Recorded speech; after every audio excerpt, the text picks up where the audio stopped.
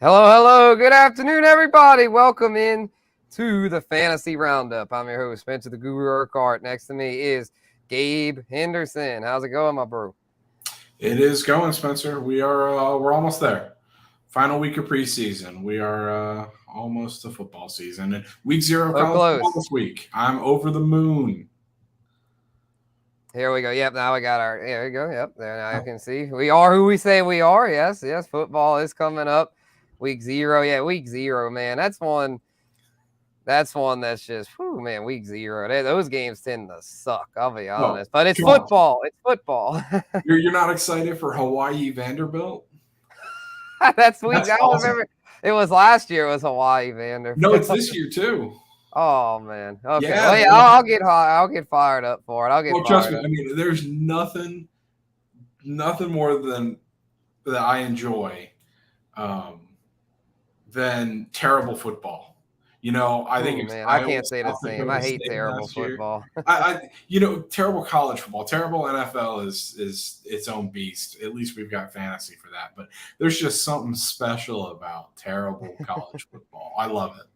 For sure, for sure. But yeah, my dad's right here, getting down to the wire. Time to get serious on the fantasy prep. Dang right, we're gonna get serious today. Gonna Can't have a wait. rankings debate.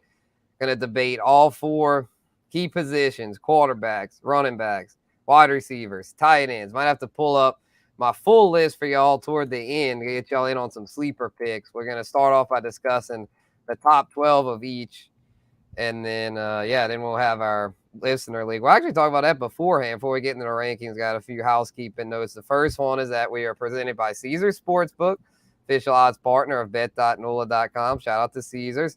All hail Caesar. I was actually in Las Vegas this weekend. Got to check out the OG Caesars Casino. Took a little selfie there with the Caesar statue and all that. So yeah, it was a good time out there. I got to see the sports book. So shout out Love to it. them. Love Las Vegas.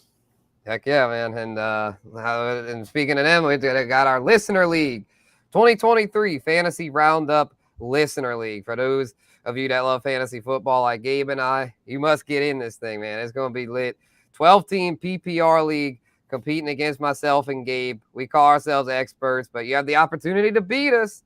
Highest finishing listener, whether you beat us or not, receives 2 free tickets to Week 18. Falcons at Saints at the Caesars Superdome. Thanks to Caesars, they are giving away 2 free tickets to the highest finishing listener. So if you want to get in on that, let me know. Send an email, surquhart@theadvocate.com. Simple. Just send me your name and the email address that you use for your ESPN account, because it will be an ESPN league. And so it's going to be really fun. Had it last year. Bucktown Rebel, the defending champ, is coming back. So he's going to be back in there. Gabe and I will be in there.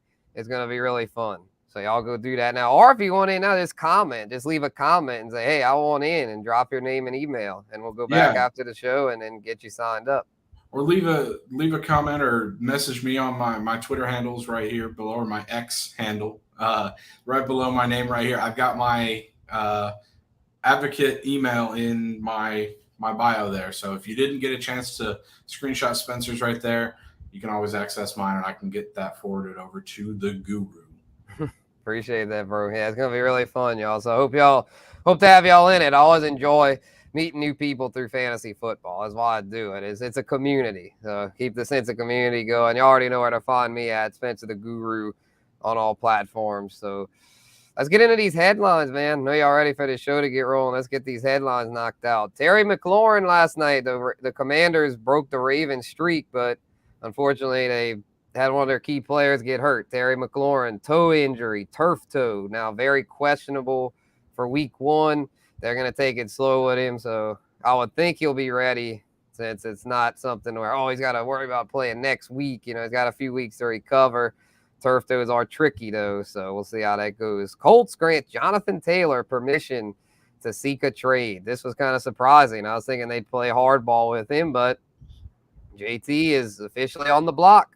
Got granted permission, so we'll see if that trade goes down. I'm going to do a Fantasy Roundup breaking news episode if that goes down, but we'll keep an eye on that. Jackson Smith and Jigba, JSN, suffers a wrist injury, broken wrist, now highly questionable for week 1. If I had to guess, he will not play, but he's still someone worth targeting late, be a guy you could stash for a few weeks. I don't think he'll be back by the end of September.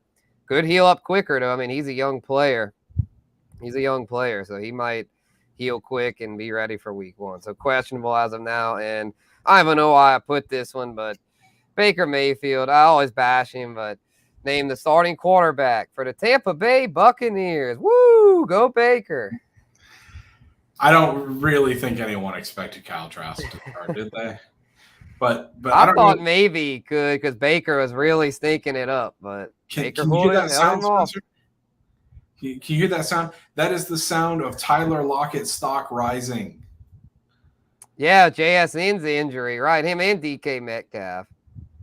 Yeah, well, people have been sleeping on Tyler Lockett. It's been a bit disrespectful, you know. It seems like a lot of the fantasy community is kind of just they've come to the unanimous decision that this is the year that Tyler Lockett's going to fall off just because JSN's there now. But now, especially with JSN out early, I'm backing Tyler Lockett in redraft leagues. I think he'll do some good things for this season. But this might be his last. I think, you know, Spencer and I have talked about it before. It might take JSN a little while to get acclimated into that offense and settle in. But I think Tyler Lockett's stock is rising early season. So maybe a candidate to sell high after a few weeks. For sure. And so, yeah, we got some he was in it last year, so we got some returning competition here. But, yeah, that listener league should be stacked. But, yeah, Lockett, man, I mean, he's pretty good. It's just, like, he's getting older, though. So I think he'll be a good first-half guy. The guy having the first half, and they maybe look to trade him away in the second half once JSN gets more acclimated. So, and I know well, you can just do receivers right now. Let's get into it. 2023 rankings. Wide receivers are now the king position in PPR leagues. Justin Jefferson, number 1 overall, usually goes number 1 overall in PPR redrafts, and rightfully so. Dude is a walking receptions, yards, touchdown, all the things we want for fantasy, he does. And the only thing he was a little down on last year was touchdowns, but I think this year he could get into the double digits. I mean, he's just that good. We know what he's capable of, and he's always healthy. So he's a guy that can be trusted to not only give you solid production, but the kind of production that you need to win leagues. Same goes for Jamar Chase, both top 5 picks, former LSU boys. Can't argue with them at the top of the list. And this is where things get interesting for me. I put Tyreek Hill at 3, but I feel like it's kind of close between guys like him, CeeDee Lamb, Stephon Diggs, and even Amon-Ra St. Brown. I think ARSB, I guess, or just ASB, is a guy that could easily end up in the top 5, maybe even first overall.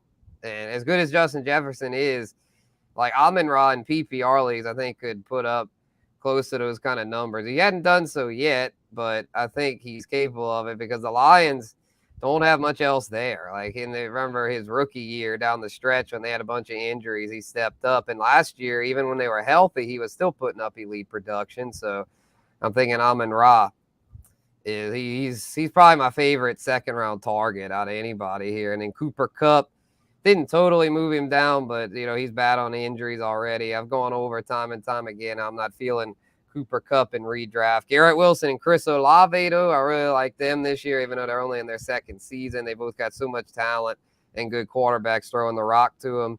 Devontae Adams at 11. His stock's going down with the Raiders, but still, it's Devontae Adams. Got to include him here. And then Devontae Smith has recently snuck into my top 12.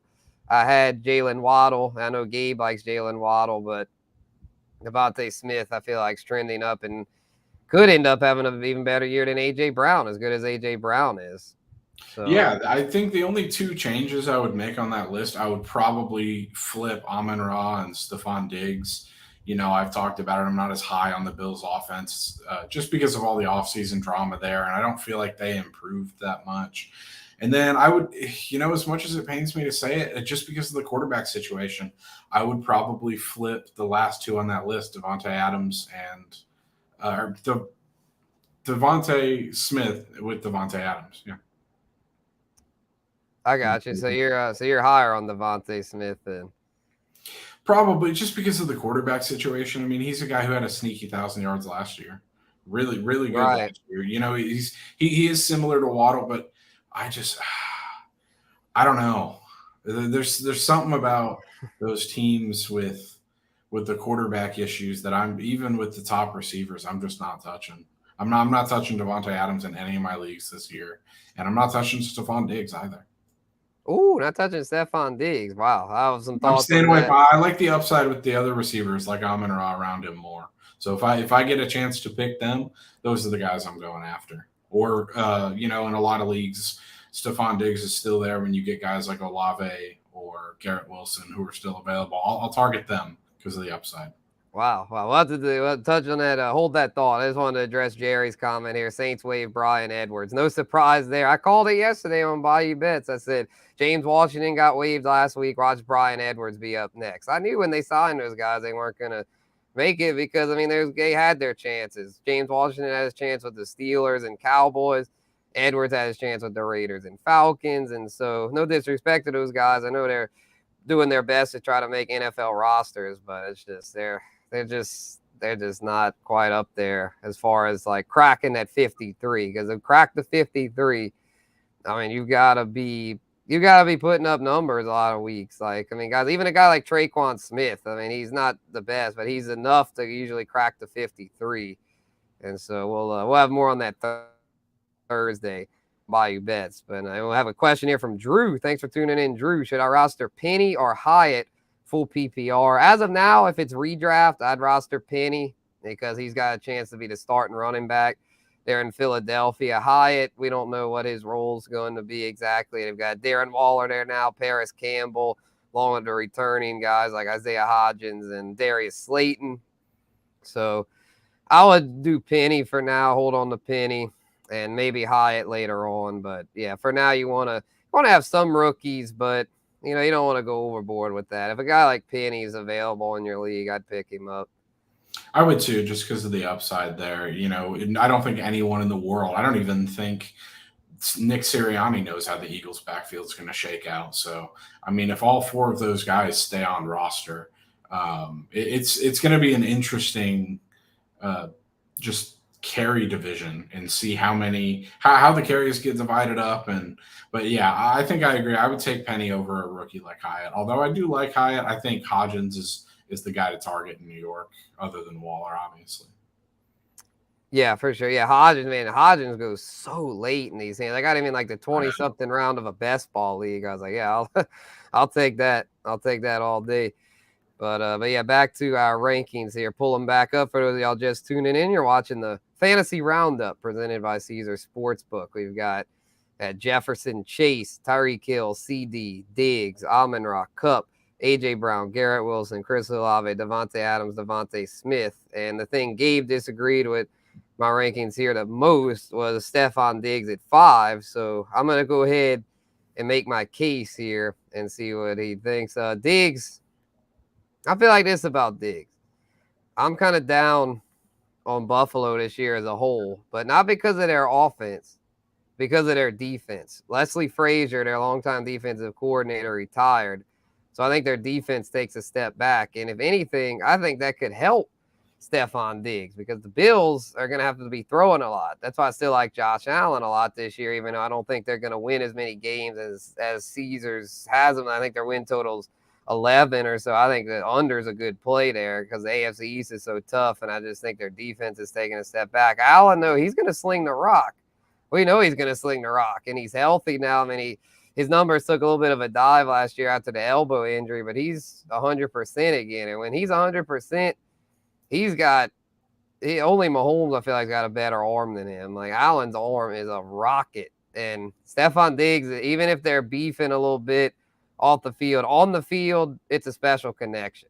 And I think it's going to continue into this season. Diggs, about 30 years old, but I still think he's got 2 or 3 strong years left in the tank. And so I don't see him missing a beat. I think Diggs is a very safe pick. I think he's one of the, like, as flashy as A.J. Brown is, I think there's some decline coming there. And as tempting as Amon-Ra is. Like, I mean, the Lions, it's still an up-and-coming offense. The Bills, we know what the Bills are. The Bills are elite on offense with Josh Allen. So, to me, as long as Josh Allen's on the field, I'm cool with Diggs as a top 5 receiver.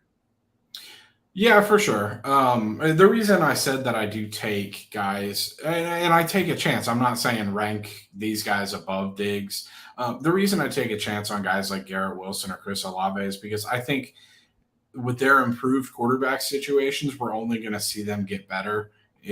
Whereas guys, as you mentioned, like AJ Brown, Stephon Diggs will probably regress a little bit. And I think my biggest concern with Stephon Diggs, other than all the off the field stuff, which I've got a weird feeling about. I can't put my finger on it. I've just got a weird feeling about, and I feel like there will be a bigger regression than people think. It's toward the back half of last year, and I know Josh Allen had the elbow injury, but he became a boomer bust receiver. He wasn't getting as many receptions, it felt like. And so I just worry there. I'm cautiously optimistic about it in that way. So if I am taking Diggs, I am taking him, as I said, with proceeding with caution. Yeah, I hear you. Another thing is, like, I mean, he's the clear top target. Like, if he goes down, then who's going to absorb those targets? Like, you just think the offense as a whole takes a dive. Yeah, for sure. Like, what do you think? Do you think someone else is going to step up for those targets? Are you just down on the Bills' offense? And don't get me mistaken. I'm not saying that. I'm not questioning Josh Allen or Stephon Diggs' talent. I don't want it to come out like that. In that case, I think we would see more of the 2 tight ends. Kincaid. Yeah, I think we'd see them take over more of the targets. I mean, you know my feelings on Gabe Davis. So they could maybe go out and sign a veteran that's available, but I don't think anyone who comes off the streets will be eating a bunch of targets. So I really think it'd be tight ends splitting those targets mostly. Okay, so Kincaid. Yeah, Kincaid, I've warmed up to Kincaid more in redraft. I'm getting aware. It's like, if he's my tight end 1, well, I mean, I'm okay with that. Like, it's just take a veteran like Everett or Higbee or something late as a second tight end in case it takes him a few weeks to get rolling. But yeah, we'll have our tight end segment here. Kincaid didn't quite crack my top 12, but he's very close. Like, if I bet by next week he'll be there, because he's definitely trending up. But let's go over running backs. That question here about the big name RBs disgruntled, where they stand now. We'll get to that. We've got our top 12 here. Christian McCaffrey, top of the charts there, number 1, followed by Austin Eckler, Bijan Robinson, Saquon Barkley, Nick Chubb, Derrick Henry, Najee Harris, Tony Pollard, Josh Jacobs, Jonathan Taylor. Those are 2 of those ones there. Travis Etienne and Ramondre Stevenson still in my top 12, despite the Ezekiel Elliott signing. So those are for those just tuning in, watching the Fantasy Roundup, got running backs being debated right now, the top 12 there. And interesting nugget I read that they gave, Peter King was talking about how would not draft Bijan Robinson in fantasy because of workload concerns. And I laughed at that. I was like, that is silly. I know Peter King's a well-respected NFL writer. He gives a lot of good insight. But in that case, I'm like, Peter King, stay in your lane, bro. You're not a fantasy analyst. Stay in your lane. Bijan is going to eat. He's a superior talent. He's going to get his on the ground, through the air. I'm not buying the Tyler Algier stuff. I do admit Tyler Algier is a great handcuff if you have Bijan, but Bijan's going to be the lead guy. I mean, come on, man. I remember when Saquon was a rookie, some people were like, oh, I don't know if I take him first round, and look what he did. Yeah, and, funny you bring Saquon up, because that might be the only change I'd make to that list, is maybe flip Saquon and Bijan, just solely because of the Tyler Algier fact. You really don't have a second running back in New York. In New York, who would take away any carries from Saquon. Saquon's the guy. I'm really high on that offense going into the year. Whereas, Tyler Algier still has a role to play. I think it's not as high as Peter King thinks it is, but I think he still has a role to play. Bijan, I mean, we've seen a lot of people questioning. I think I saw something where Atlanta has Bijan listed as the running back 3 in camp and stuff like that. And people are just eating that up. They're like, oh, see, he's not going to be as good as advertised, and people shouldn't be drafting him this high. Yes, you should. he's going to be very good. He's an excellent player, especially for fantasy, who's going to be able to do it all.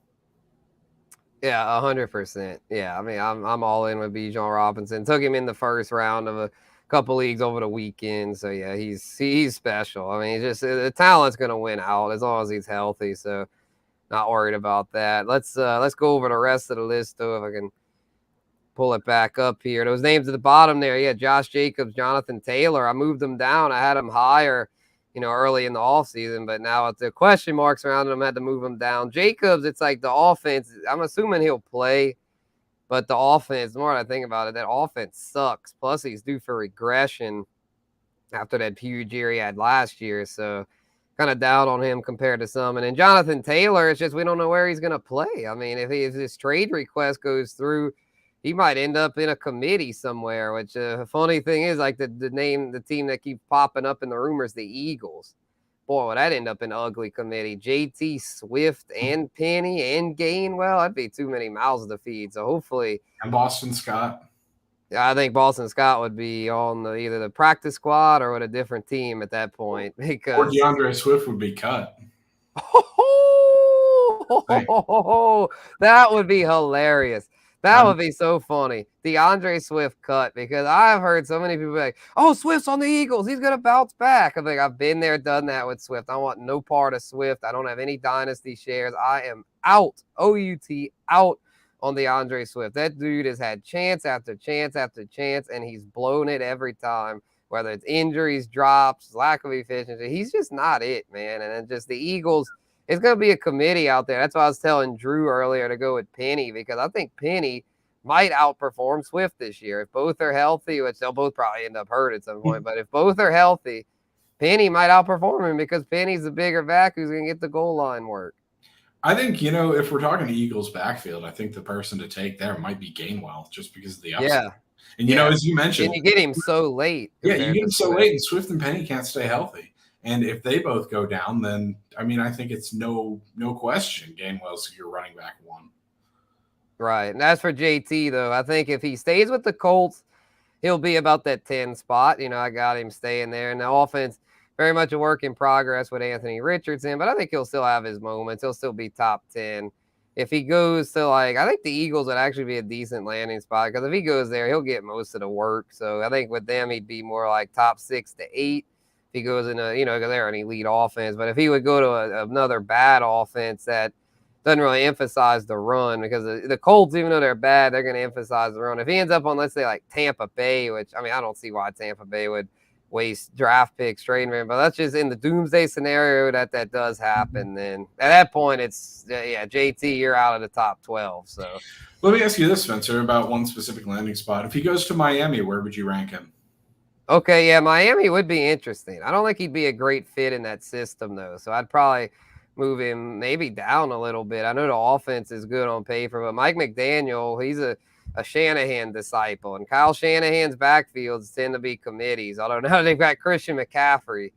That's his backfield. So I think if JT goes there, it would be pretty much his backfield. So actually, I'd probably keep him about where he is, because even if he doesn't get quite as many attempts because they're so pass happy, I think he'd get enough goal line work to still be a top 10 option at the position.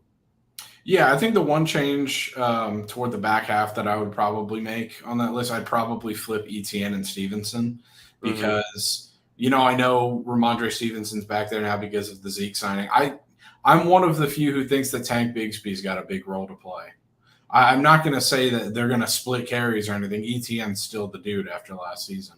But I think Tank Bigsby has carved himself a nice little role.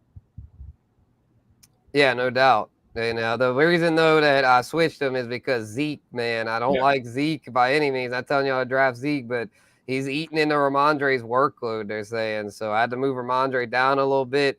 I don't think he'll eat into it enough to make Ramondre fall out of the top 12, but it could, because the name I left off of here that a lot of people are pushing into their top 12 now is Jahmyr Gibbs. Talked about him last week on the Risers episode, and he keeps rising. Drafts I did this weekend with some sharp minds out there in Vegas, they were taking Gibbs up early third round. So I was like, yeah, this Gibbs hype is no joke, because the kid's looking like a better version of Swift. I mean, he'll probably be able to do what we wanted Swift to do. And so if Swift would have been able to do what we wanted him, he'd have been top 12. And I know Gibbs is just a rookie, but if you want Jahmyr Gibbs, you got to pay up. And I'm to the point now, I'm like, well, if this Ramondre stock keeps falling and Etienne, if his stock keeps falling, I might do it. I might have to give in on that. As much as I got to give in on Tony Pollard, I still don't like Tony Pollard. Consensus loves him. They got him top 5. I got him 8th, which not super comfortable with it, but I feel like I got to admit that now that Zeke's officially on a different team, it's like, well, they believe in Pollard. They officially showed they believe in him. So had to give him his due. But yeah, we'll see how all this shakes out. Ramondre, kind of nervous, kind of makes me nervous, but to me, I still had to include him in there because of the how well he did last year. Yeah, as we talked about last week, I don't see him getting any more than 3-4 touchdowns. Like he's going to have a similar role to Damian Harris last year, and Damian Harris was insignificant. Yeah, right. So yeah, before we move on to QBs, our top 12 running backs: CMC, Eckler, Bijan, Saquon, Chubb, Henry, Najee, Pollard, Jacobs, JT, Etienne, Ramondre. Or my top 12. Gabe is debating with me as far as what he thinks should be up or down, because we need multiple perspectives. Don't want to just have me. I go by the guru. I admit I don't know it all, so we got multiple perspectives here as well as the listeners' perspectives. Let us know what y'all think about the ranks. I see Hank just pulled up. Says, "Sup, fellas? What's up, Hank? Glad you could make it, man. And let us know about the listener league. Any listeners? I see y'all out there listening. If y'all want to join the league, pull up the graphic here real quick. Let us know. Email me. Have my email address there in the gold. So let me know if you want in that league. It's gonna be really fun with myself and Gabe. And Hank, I believe, had a question for us. We'll get to that before we get to quarterbacks. I drafted Kupp with pick 6 in a 12-man league. Did I screw up? Well, I know if Spencer he's feels healthy, about this. If he's healthy, then no. But the thing is, he's already not healthy, and he's at an age to where he's probably more injury prone, and Matt Stafford's up there. So I don't want to say he screwed up, because this is how you play this, man. Once Kupp gets healthy, he'll probably be ready by week 2 or 3. And so then by then, he'll probably go off early in the season. Then at that point, you trade him because people think he's the Kupp of old. Trade him away at that point. And then if he gets hurt again, then you'll be off of him at that point. So stick with him for now. Don't trade him now while his stock's down. Keep him. And then if things, if things are going well, trade him, because then his stock's going back up. And Dakota likes him, but yeah, there's a lot of people that seem to love him. So I'm not going to sit here and say he screwed up. He's still going to be a top 10 receiver, no matter what, I think, unless he gets hurt again. No matter how bad that offense is. But at the same time, you can trade him, as Spencer said. People love Cooper Kupp, and if they think they're getting a value there, it's worth exploring a trade, even if it is early season. It just depends on your league mates. I played with someone who used Cooper Kupp as a keeper this year. People just seem to love him because of the explosiveness and him bursting onto the scene over the last few seasons. Yeah, for sure. And Hank, I'd love to play in the listeners league. That's awesome, man. If you just shoot me your info, you can just comment it here. Well, I know your name, Hank Trill. So all you need to do is comment your email address, and I'll make sure to send you an invite over on. It's on ESPN. So, and he gets it. Yeah, man. Yeah, Triple Crown winner. But yeah, I don't think he's quite as explosive anymore. I don't see that happening for him. Hey, Justin Jefferson or Jamar Chase, they might get it. But if Kupp starts off hot, you might be able to get the Jefferson or Chase owner to make a trade with you. Yeah, perhaps. And okay, cool. Sounds good, man. So yeah, let's move on now. We're getting toward the end of the show. Let's move on to QBs at the top of the chart. No surprises. Pat Mahomes, Josh Allen. But this is where I differentiate from the consensus. Most consensus rankings have Jalen Hurts, Joe Burrow 3 and 4. I've got Lamar Jackson up at 3. I feel like the new offense is going to really ignite Lamar and his statistical upside, especially as a passer. I'm buying it. I'm drinking the Kool-Aid. I know a lot of people like Jim say, Lamar, he's not a passer. That's but I think I think it's real. I think with the new weapons, he's going to be a lot better for fantasy because of that. He'll still run enough too to, even if he isn't as strong as of a passer as like the top two, he'll get a lot of rushing. So high on him because of those reasons. Jalen Hurts and Joe Burrow round out the top 5. Justin Herbert, Justin Fields, Trevor Lawrence come in at 6, 7, and 8. And then to me, there's a tier break after these top 8. Deshaun Watson and Dak Prescott round out the top 10, and then Kirk Cousins and Daniel Jones round out the top 12. So I guess to start off, Gabe, what are your thoughts on Lamar? Do you think, I know you like him too, but do you think 3 is a little high? I don't think so. I completely agree with you there. I mean, I think we've seen the best that Jalen Hurts can be. So I think 4 is about where he should be. Yeah, this is the best receiving core Lamar's had in his career. And in a whole new offense that's now more passer friendly, we're going to see an explosive season from Lamar, given that he stays healthy. Heck yeah. I'm thinking he's got all the tools needed for success, and so I'm gonna bet on him. You know, he bet on himself, got the contract. I'm gonna bet on him now to be a fantasy stud. And so after the top 5, though, it's like, is there anyone like Herbert, Fields, Lawrence, maybe even some of the ones after that you think will be able to get into that top 5? I think we could see a big year from Herbert. But I think, as you mentioned, there's a drop off after 8. I think there's the top 5, and then there's a drop off between Herbert, Fields, Lawrence, and then there's another drop off. It's kind of 3 tiers here in this top 12. But I think if any one of those next 3, the 6, 7, 8, are going to break into the top 5, I think it could be Herbert. For sure, yeah. Hank's with you. He's on Herbert. Yeah, I am too. I thought about maybe even putting Herbert over Burrow because the Chargers, as they throw so much, like, and the Bengals have a better overall team that, like, I'm thinking, yeah, Herbert could definitely get in there. In other words, I mean, Deshaun Watson, if he's running around, that could be sneaky. And then Kirk Cousins with the passing upside. I mean, Kirk Cousins is someone that he's not going to run, so it's going to be tough for him to get in there. But, I mean, he could end up a 5,000-yard passer potentially.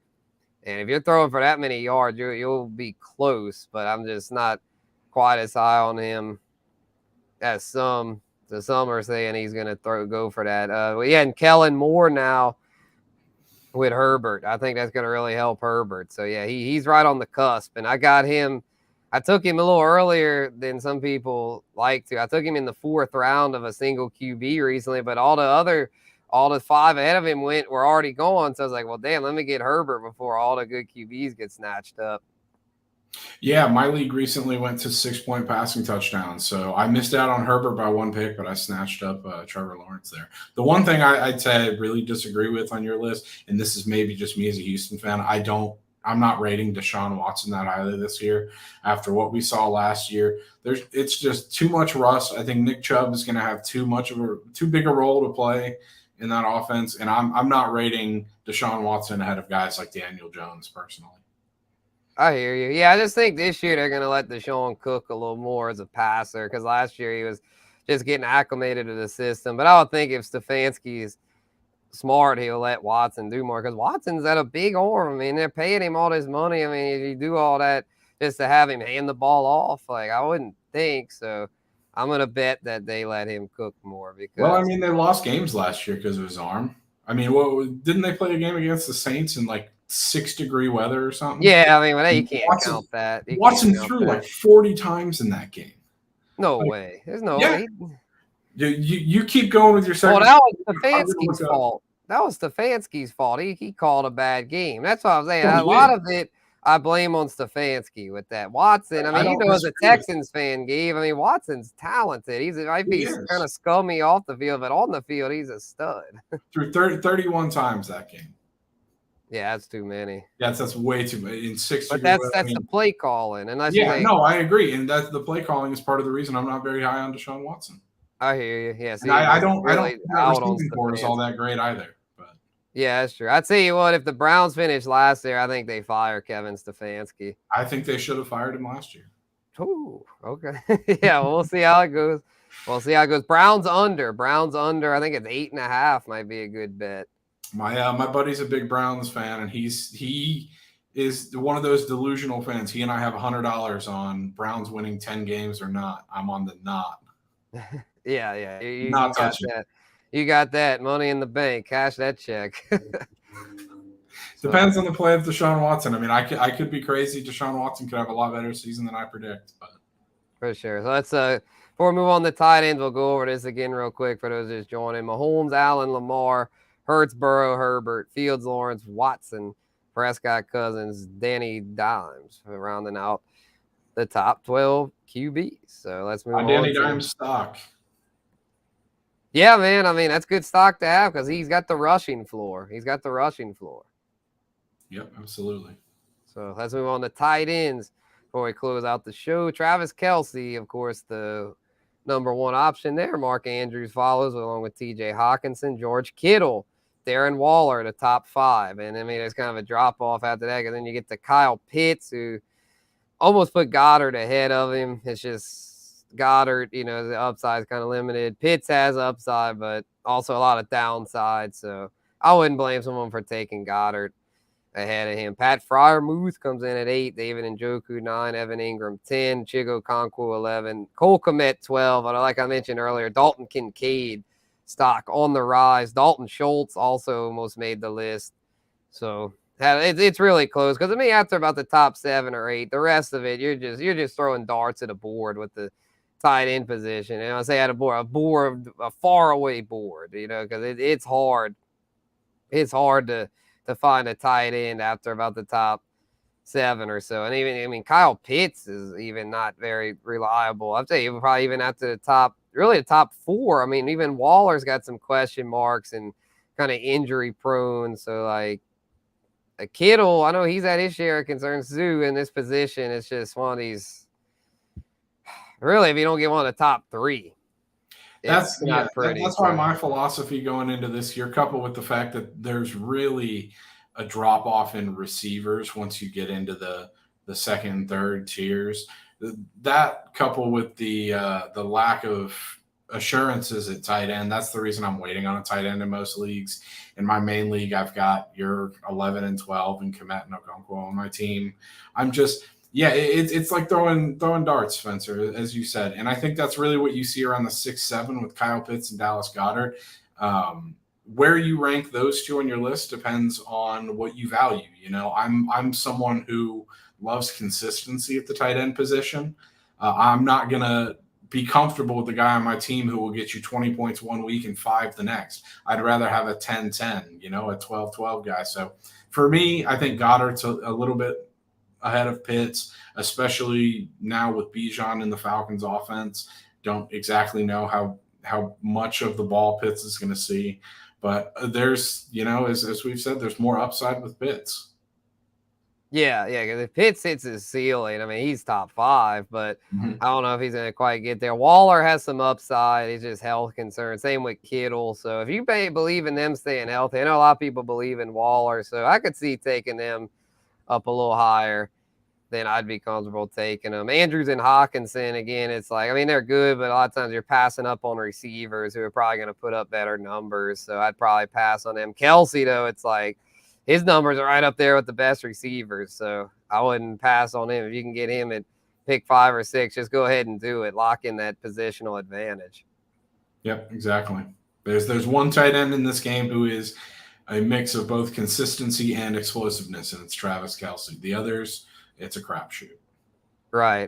Any sleepers that you'd recommend, like outside of the top 12? I know you're Schultz. I mean, he's on your Texans, but it's just like, can you trust that? I don't know who's going to get the ball over there.